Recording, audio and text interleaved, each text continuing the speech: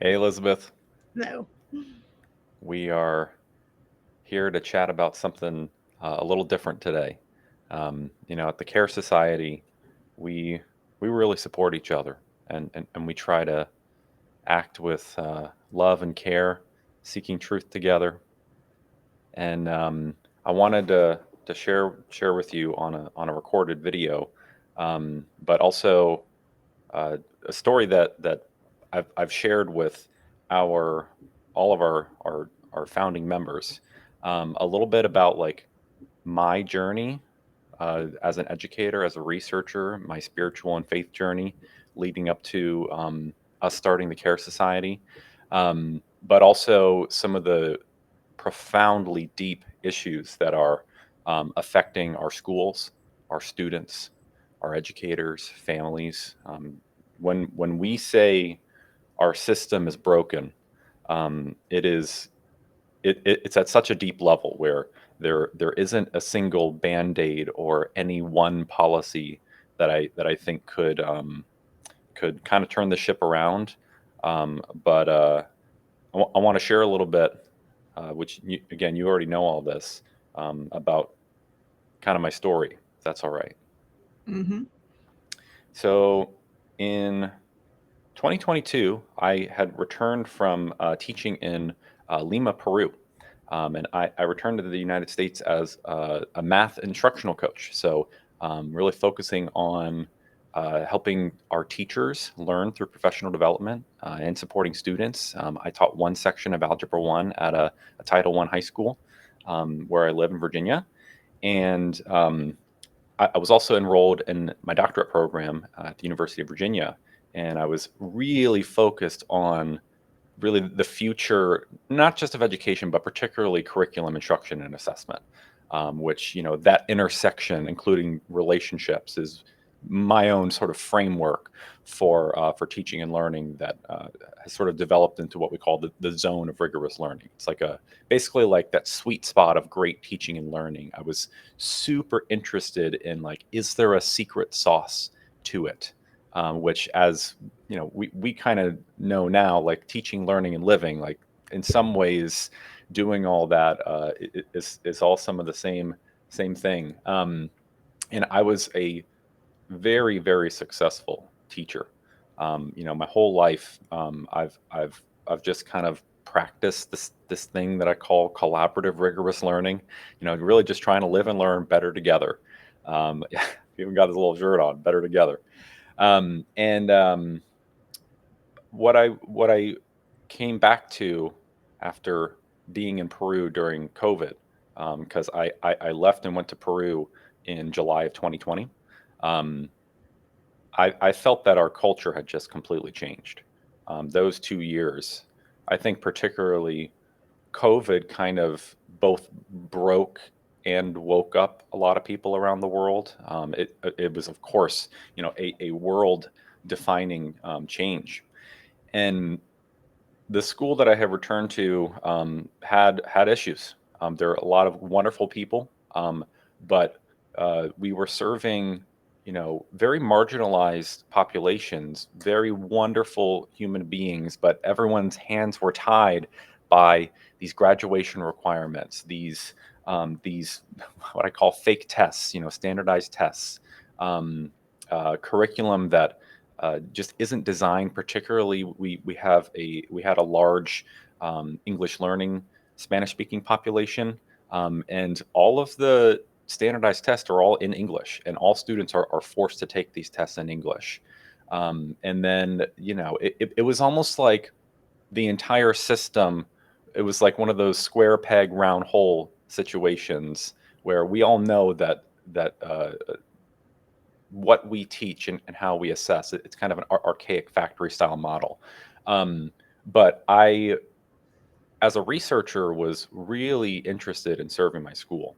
We had a new principal, a mostly new administrative team, and uh, I at my previous school in Peru, we did a lot of core values work, where we all did this basically participatory research together to figure out who are we, how are we going to align our curriculum with what we stand for, with our values, how are we going to engage all different community stakeholders.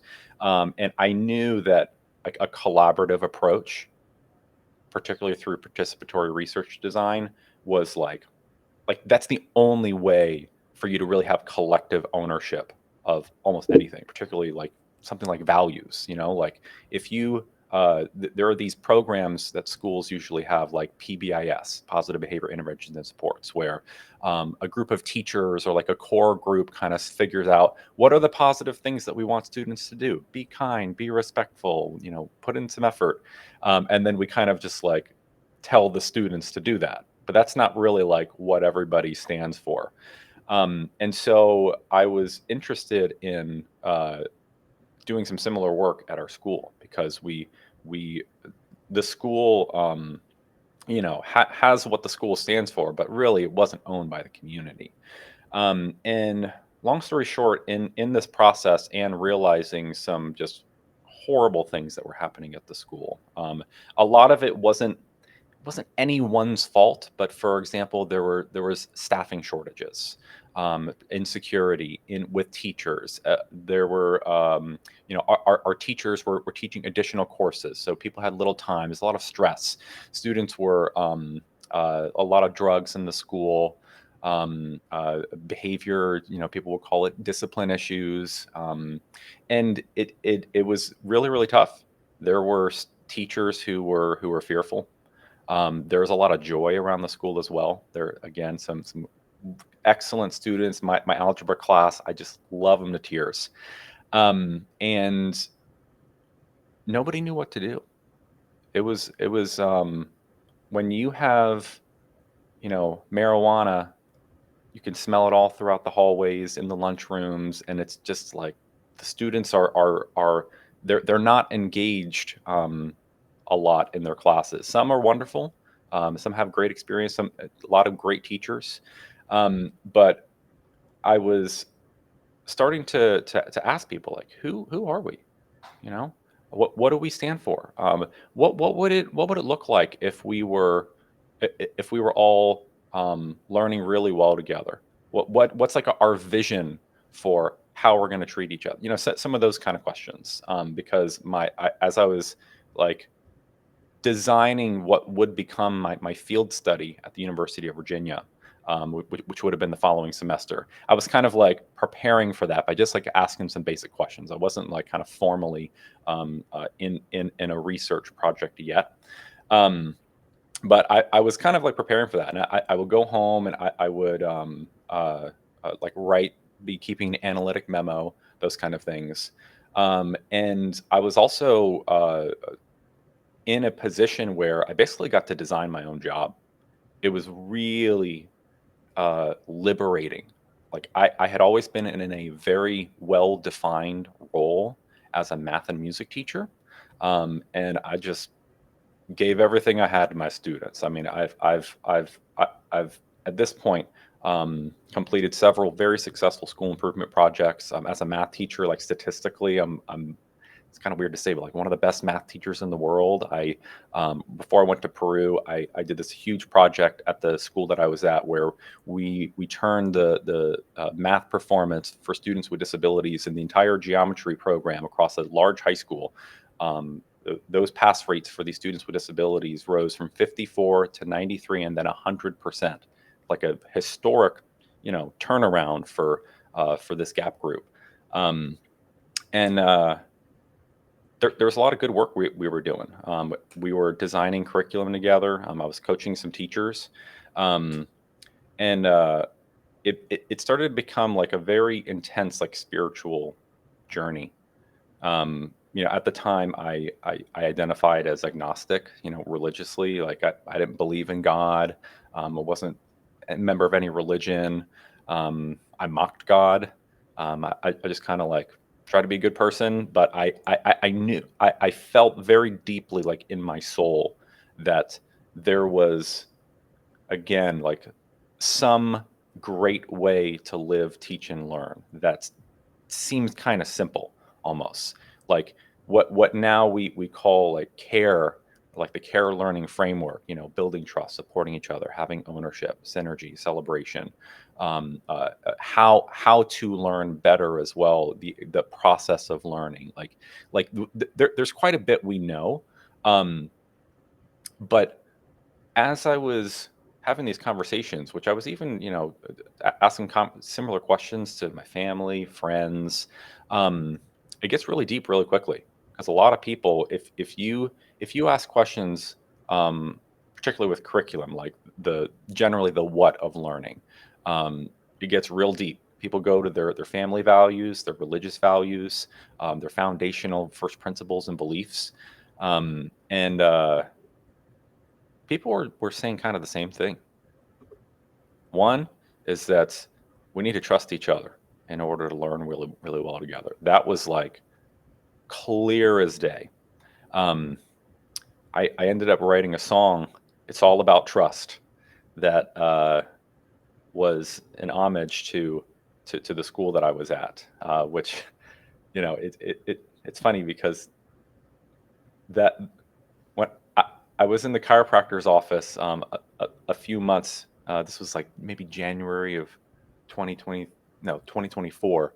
Um, that song, it's on YouTube right now. It got shocked into me. There were two songs. It's all about trust and I will support you. That I was at the chiropractor's office this one random day, and wasn't thinking about writing a song. And these two songs just enter my brain, and I don't know where they came from, but I didn't write them. Um, but I'm kind of skipping ahead like about a year and a half. But in October 2022, I basically found God, and it blew my mind. Um, you know, I don't know if the word revelation is the word for something like finding profound meaning, uh, like seeing very clearly, and also I was learning and researching very like inductively or very purely, like because I was completely free to design my own role, like getting paid by public dollars, and I just really really wanted to help this school. Like I it was my first role not in the classroom, and I had all of this, knowledge and these research skills from, this is like my fourth year in a doctorate program, and I I had these profound moments throughout, like there's like a several week period, that kind of led up to like this like revelation or experience with God, where I realized like this secret sauce of teaching and learning like really can help a lot of people, and that I was at a point in my life where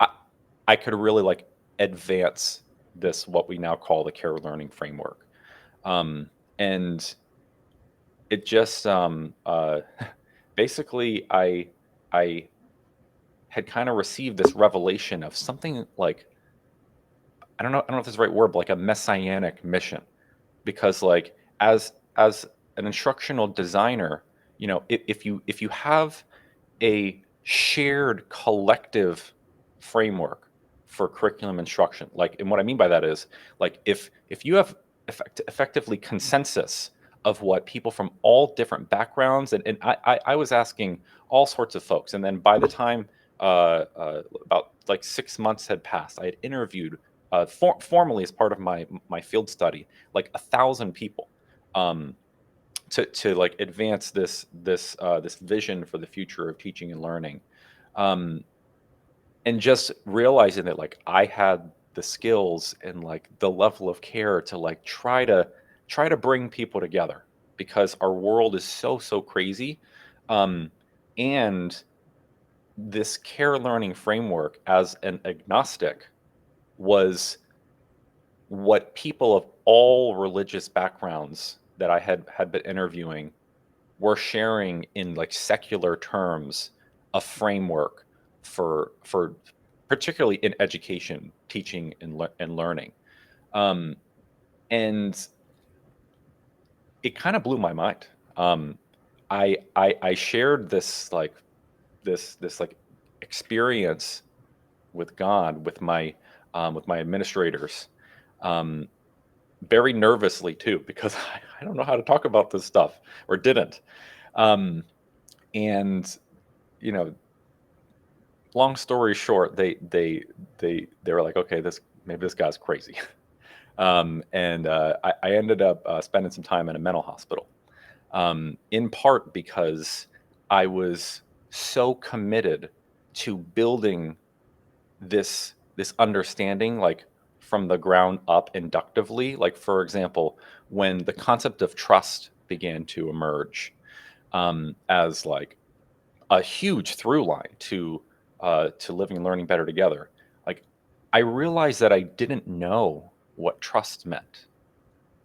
I never used that word much in my work as a practitioner, like building relationships, yes, but the concept of trust, it almost seems obvious that like maybe that would be very heart and center.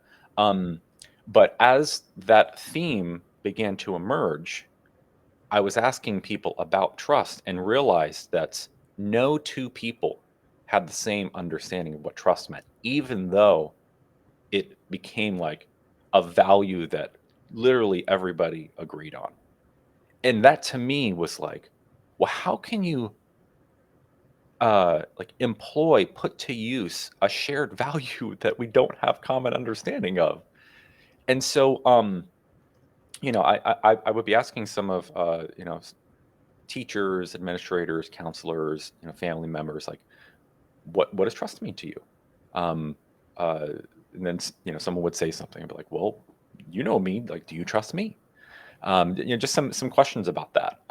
And was gathering lots of really really interesting data. Taking notes, um, and well, to keep basically not knowing as a researcher is like one of it's almost like a Tao Te Ching concept, of and as I was continuing to ask these questions, and still not really knowing the answers, by the time I had shared this spiritual experience with my administrators, they're like, "Yeah, no, no, something's wrong with this guy."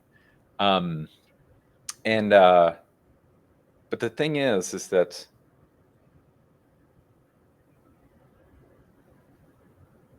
I felt very strongly prompted that I needed to learn, because people are really suffering, and for us to be like humble and learning with humility, um, and almost really operating on faith sometimes when it's really needed, and you feel that strong calling that you need to take a leap of faith, even if it's something like asking a question, helping someone.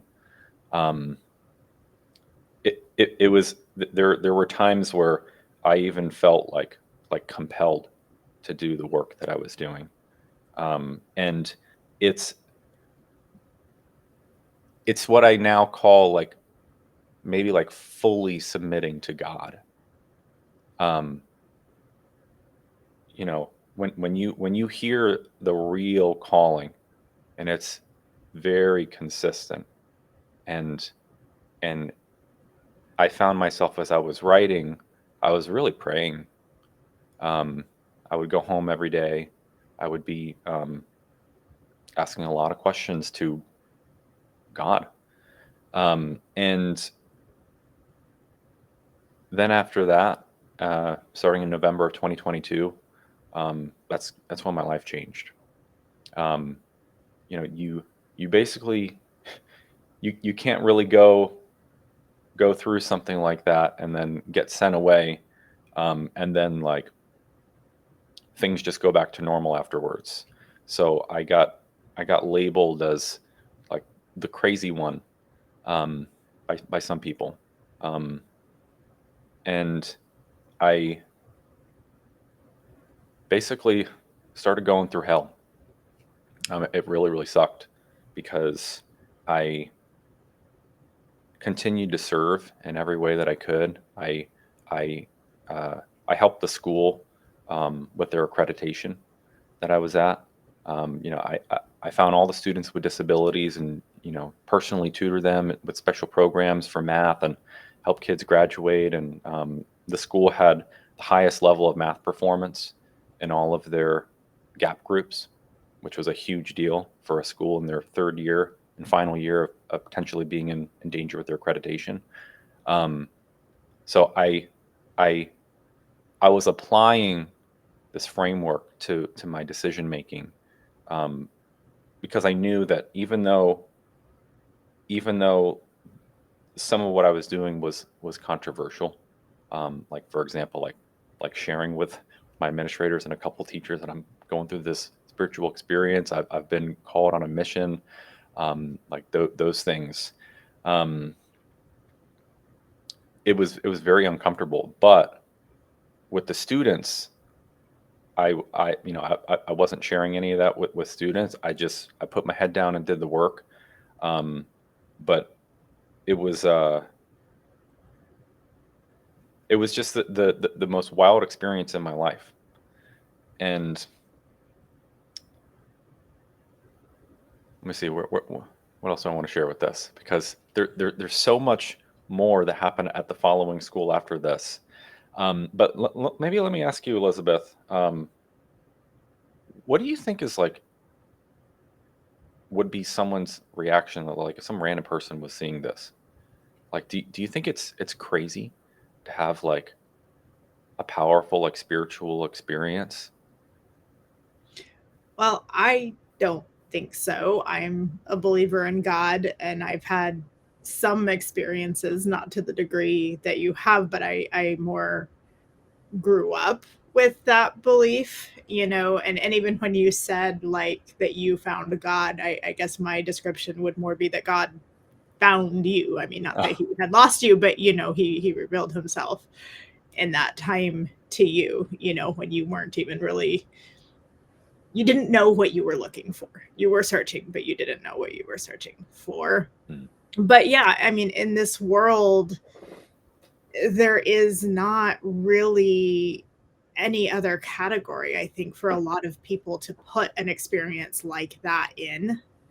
If you tell someone that you're hearing from somebody or something that you consider to be supernatural, even many people who do believe in God are just going to put it in that category and don't, I think it's just sad that people could not kind of kind of open up and look at the work that you were doing and say, how do we fit this with the person that we know who does the work that we can see.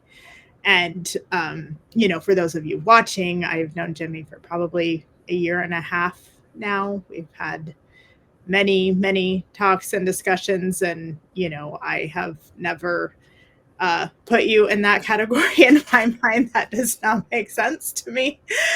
So it's kind of hard to understand. But before we got on here, we were discussing kind of this idea that our public school system, those of us on the outside of it, and you being on the outside of it, and even when you were inside, can kind of look at that and see the insanity that is going on there. And it is so cult like, to the point that when someone comes along like yourself and says, wait a second, this is very wrong, and we need to be doing something different, we need to be treating people well, that is viewed as insanity. That's the point to where we are at, that everybody in that system is trapped to the degree that they're forced to, treat any other voice like that. And it's very, very sad. And that's kind of where we've come to the point that we are. And even in my story, with homeschooling my kids, yeah, I move in circles where that's fairly accepted. But even when I started to move towards the idea of self-directed learning and letting my children have choice in what they learn, and not forcing, certain curriculum or certain learning experiences on them, that definitely wasn't received well with most people. You know, the idea that children could have autonomy, the idea that kids could decide that, um, you know, is not just, yeah, not seen as a thing that we should do. And, you know, we've kind of come together from very, very different worlds and different paths with a lot of the same ideas. Um, so it's been really interesting. But yeah, I guess we don't seem so crazy to each other. So most of the time. Well, and it's I think one thing that we have going for us in terms of the framework that we're going off of is that like it is consensus on what even many religious people believe is consistent with their own like word of God. The idea, even our seven C's, right? We have curiosity, compassion, collaboration, citizenship. Um, you'll find these concepts in every major religious text, um, and in some sense, it's like an intersection of sorts of many like philosophies or orthopraxies, um, and it's also like very much grounded in science. So me as an education researcher, um, like the idea of being in one zone of proximal development and getting to like a flow state, or like getting really into your learning, that these achievable challenges are one of the descriptors of great opportunities for learning. If you look at in the Bible, you'll see something similar, but it'll be set your goals at a level where faith is required, so that you're stretched a little bit, so that that you need God in order to get to this goal, and then God will provide. In that sense, God being like the ultimate teacher. It's a concept that I discuss in another song of mine called "Curious Challenge," where like for me, like I don't know how to manufacture an aha moment, or how to like give someone a creative idea. Like they're like when I was sharing about those songs that got zapped into my brain, like I'm like, where did those come from?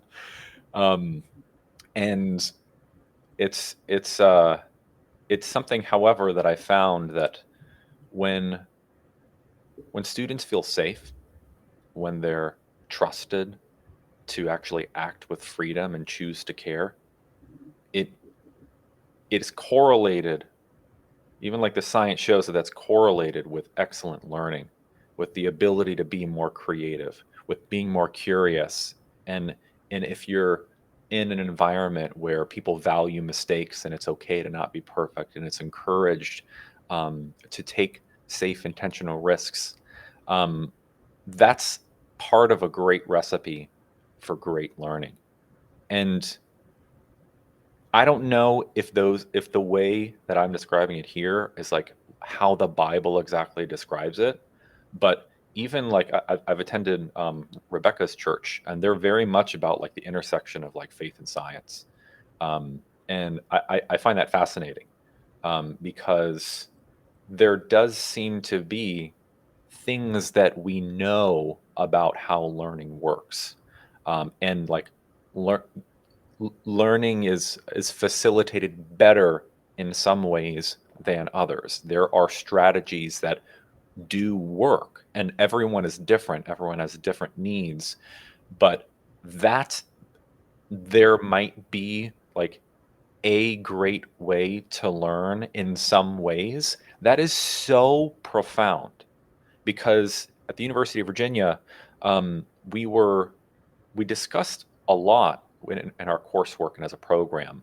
Um, should teaching and learning be codified?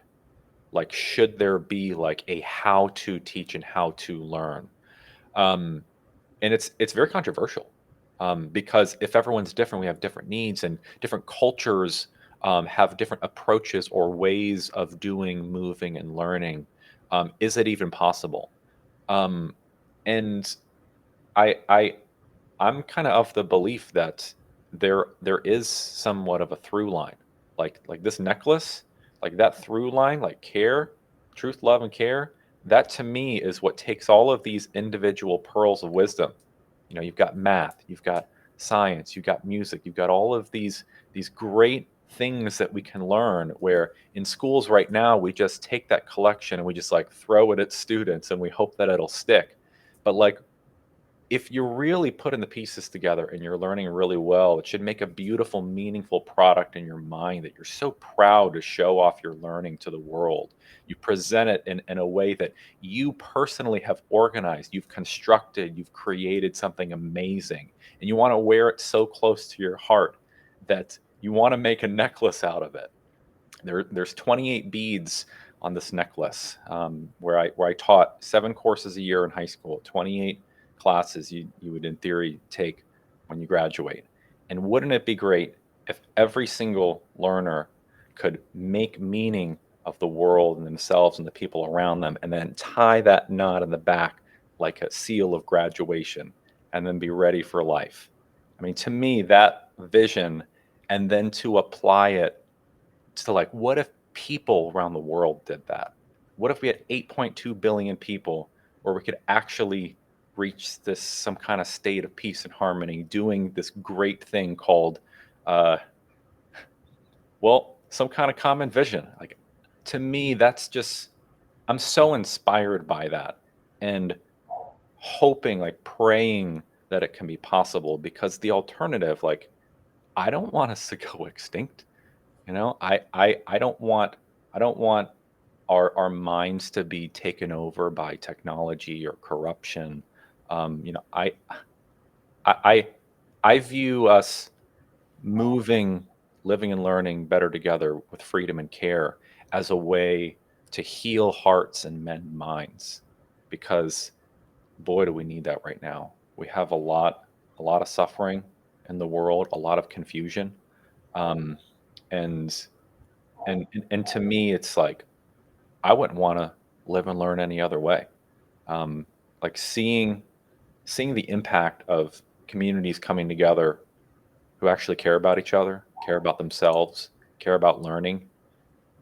It's just so powerful. I've seen it time and time again. I've seen my students, teachers who are really supporting each other, really like trying to learn. Um, but that being said, a lot of especially educators who mean well, it's just not possible in a broken system. We have unfortunately learned that it is what it is. There's pacing guides, government standards, fake tests that we all are required to not only instill, but that's how we are assessed as well. We're not actually empowered to serve the real needs of real people. The way that particularly schools are evaluated are assessment scores, graduation rates, um, absenteeism. These are all ways that a broken system is perpetuated, because even the level at which we're brainwashed is so deep that we argue about education using invalid measures because that's all we know. And it's that that that's part of why I've been like so passionate and ingrained in this work, is because we have to rethink the entire system. We like, if we really want to survive and thrive, we can't fix one part. It's not going to work. And even um, rethinking and relearning what learning really is, and what do we really stand for, what really matters, what does life readiness really mean. It's something that I think is something like a moral imperative because if we don't figure out some of these really foundational, you know, what are we really trying to do here, particularly with our kids, with our future, with our society, we're, we're at a level of chaos that I don't think we have the capacity to deal with any other way. Yeah, and I think, I think about a lot of what you're describing contrasted with the current system where education is kind of more um, perpetrated on children than it is something that is collaborated with, and like you said, the school systems and the educators are basically held hostage by these assessments that literally keep them from educating in the way that they would choose to. If there are good people there, they are not able to act in responsible and caring ways. Um, and yeah, I mean, this is kind of what we've tried to design something based on these principles that we all seem to agree on, but it is still not necessarily easy. We still don't have, like a full download, a full answer of how do you work this out on a practical level with every child. Yeah. And we are attempting to do this. But yeah, it is, I think, the work that we have been given to do and the service that we've been called to provide. Yeah, I agree. And we even have members on our team who are from different, let's say, faiths. Even we have someone who doesn't believe in God at all, um, and that's wonderful. We we aren't standing on like religion. Like we're all about freedom, um, with care, and we're not always going to get it right. We don't know everything. Um, some would argue we don't know much compared to what we could know. And what I think is really important is that we give each other grace, but we also really try, um, and not give up on each other. Um, it's it it's kind of an approach to learning where when we're vulnerable with each other, particularly we have students with all sorts of different needs, special needs, neurodivergence, different races, cultures, um, and when you try to be free together when there's so much difference, it can blow up. There's conflict, there's misunderstandings, there's, oh, well, at my house we do this, or, oh, well, I think this is good. You think that's good to do? Or, and, like those kind of deep philosophical, uh, like understanding something that we would come to and collaborate on. You can't do that in a traditional school because these are the rules. This is what we're required to learn. And if you have issues, then, maybe we just don't have time for that. Or, we try to do trauma informed practices. We have, maybe someone can speak to a counselor.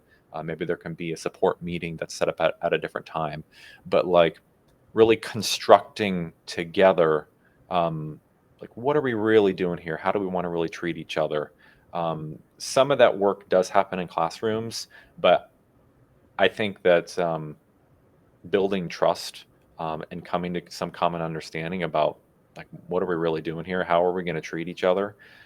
Is work that I think we need to do all around the world, um, because we're so connected. We have the like when I came to this, like, revelation, um, it was thinking about everyone as potentially like a big learning community, which we really are. When you think about it, if learning is just this process of knowledge creation through the transformation of experience, um, everyone is just learning by doing all around the world, doing different things, and most people have internet at their fingertips, and so we have the capacity to do something really, really great as a society, um, not only the capacity, I think it's a duty. Like I don't see us having many more years where society can even like survive. There's so much existential threat and dread, not only with technology, but we don't know how our geopolitical conflict will be escalating. The level of mental health, things are getting really strange with artificial intelligence, um, and I think that doing a big retake, and giving people some grace, but honoring that there are very real issues as well, is something that you can't really separate what's going on in the world from education. Um, but I think that families, students, educators, people coming together and trying to build real community, that's gotta be part of how we can move forward. Not, oh well, there are some things that are the government tells us we have to do. I'm speaking about education right now, or there's an us versus them. Like you're either in the traditional system or you're not. Like there are ways that I think we can collaborate, and I think what we're doing, like with the Care Society, is giving like a vessel for people all around the world who are interested in really trying to learn, trying to create value, trying to find more about themselves, make friends. But it's not like, oh well, this is for um, homeschoolers. This is then there other people are over here. Like I hope that this grows into this family learning party that I think our world is capable of. And for us to be a model of that, and for people to commit to that and really thinking big, but also small, because each person matters too. Um, it's just something I'm so excited about. And have you on this journey, Elizabeth, and everyone who's with us. It's I just have so much appreciation and respect, for what you bring to the table, how much you are not only caring but giving your life to this work. It speaks such volumes to your faith, but also your commitment to what maybe you would say is loving God with everything you have and loving your neighbors as yourself.